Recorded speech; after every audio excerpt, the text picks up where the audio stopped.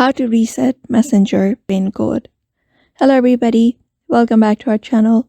In today's video, we are going to learn how we can reset the Messenger PIN code. So let's just get started with the video and find out how to do it. So if you want to reset your Messenger PIN code, first of all, head over to Messenger itself, and when you open it up, you'll be finding the chats in the home screen. So from here in the bottom, you'll be finding a menu in the navigation bar. Just go ahead and tap on it. And when you head over there, you'll be finding this. So from here, reach over to settings, open it up. And from settings, you need to go ahead and look at this option called privacy and safety. This one right here, open it up. After you open it up, under app lock, you'll be finding end-to-end encrypted chats. Just go ahead and tap on it. After that, you need to go ahead and tap on this message storage option.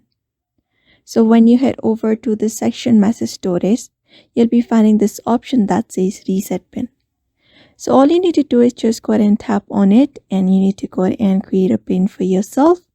Or if you don't have one, you just need to go ahead and enter your previous one and create a new pin. So that is how you change up your pin or reset your pin on your Messenger application.